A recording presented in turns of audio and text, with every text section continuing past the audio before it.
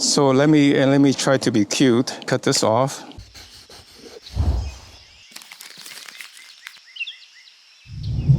Hi, I'm miltonchang of Bonsaiheirloom. Today, I'll do junipers we dug up from the garden yesterday. And so this time I'm smart enough not to let it dry out. Although the gardener again broke this branch, this root, so quite a bit of root is lost. But what I'm going to do is after I finish this bonsai demonstration, I'll plant it in a pot so that it will be covered so the roots will come out the top. And then later on, I'll come in and cut off the bottom part of the trunk to give it more room in the bonsai pot because there will be plenty fibrous roots to feed the tree.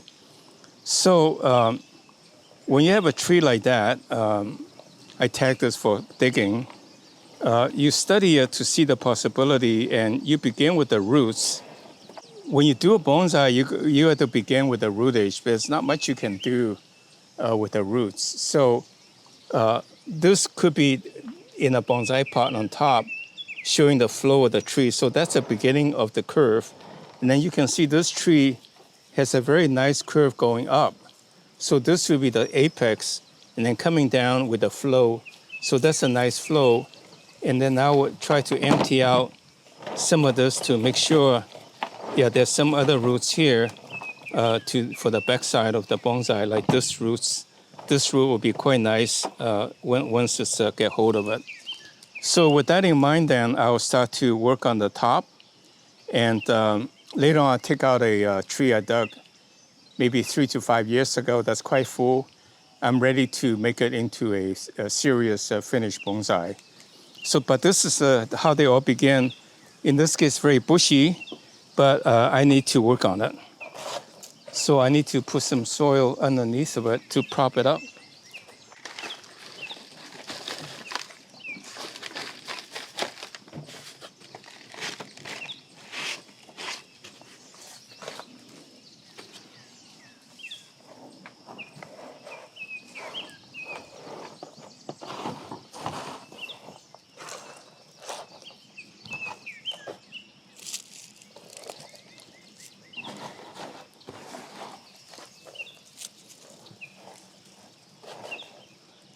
So what I'll do is remove the redundant branch. This one's broken, so I'll take it out. And this one will come down. I better not break it. So probably this will come back this way. So with that in mind, I'll cut off here so that I can make this into gin someday, so it doesn't look like abruptly ended. So that's what you do is you leave a little bit of space, longer branch left so that it will give you opportunity to make into gin. And then I want to more branching here to make it more dense. So I cut off here to enforce the growth. So again, I think we should always work on the apex first. So if this is the flow coming up and coming down like that, I bend a little bit so this goes up. I think probably something going in that direction, and then this way would be nice. And I don't really have, this branch is not too bad. So I will probably cut off here to make this the apex. And then this will go back. So I'll cut off here for the branch to go back down. And then this one is really totally out of place, so I cut it. And then, yeah, okay, actually this is not a bad branch. Yeah. So you can see the tree will be going like this, coming up, and then going this way, and then so forth. So with that in mind, then I just cut off the rest of it to encourage the growth of that one.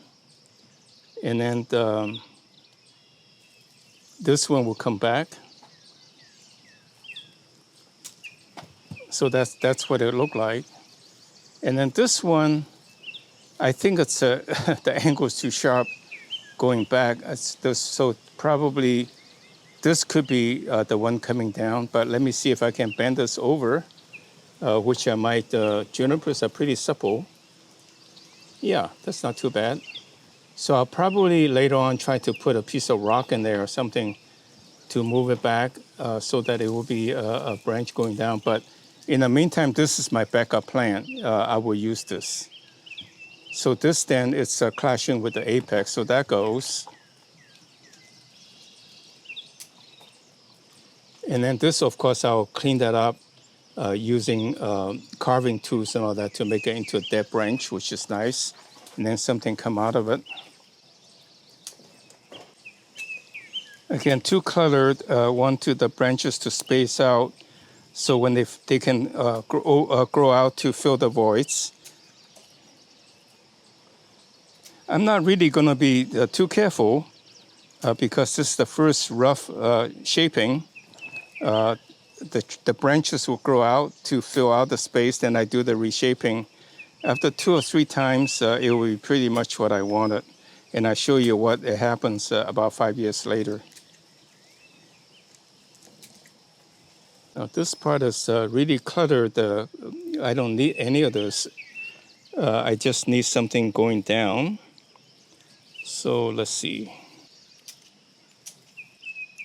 I'm trying to leave some branches going to the side, but it doesn't look like there's very much.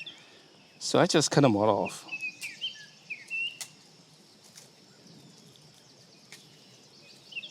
Because this will be the branch. So this whole cluster is gone, and I'll clean it up later as it grows, and to see if there's any branch to be saved for shaping, for designing the tree.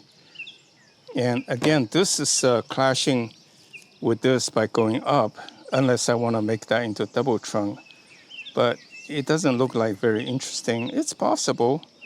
So let me try to be cute to cut this off.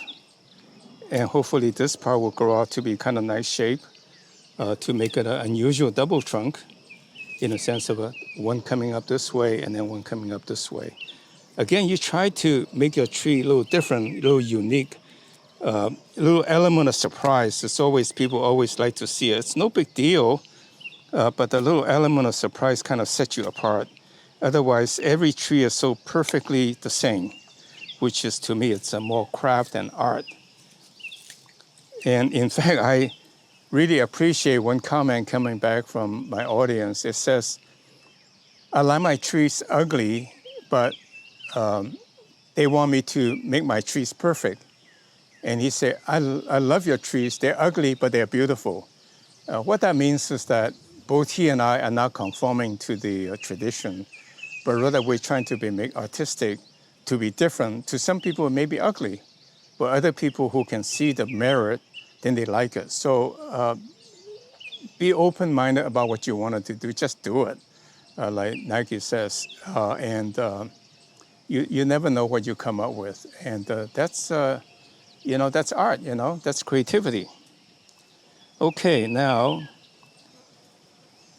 this is a really difficult decision because this tree is kind of going to the back, but just to save it, give me design opportunity, I cut that off because someday I may be able to bend it to fill out the back, to give me some unusual angle.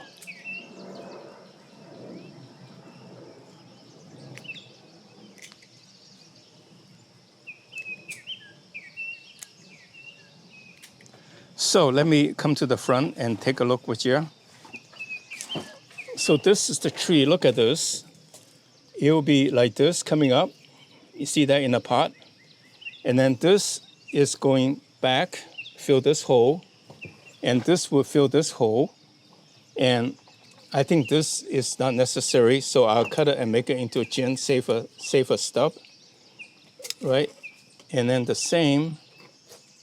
This one, I said I'm trying to be cute to make it maybe in the double trunk. We shall see if it works. If not, I cut it off, make it into a gin.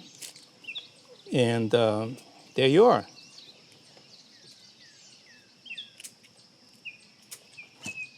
Look at that. It'll be a nice tree. Again, these can be adjusted. I'm not worrying about it. It's really that quick, but it's got about 12, 10 to 15 years worth of growth, probably 12 years worth of growth, which is a very decent bonsai. Look at this.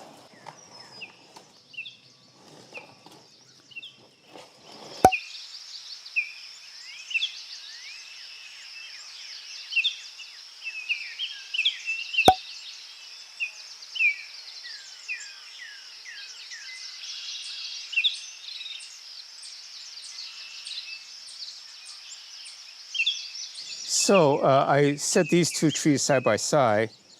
I did this one in a separate video, which you can find on the YouTube. Comparing the two, this tree was about planted maybe 5, 10 years earlier, about 20, 25 years ago. This is about 10, 15 years ago.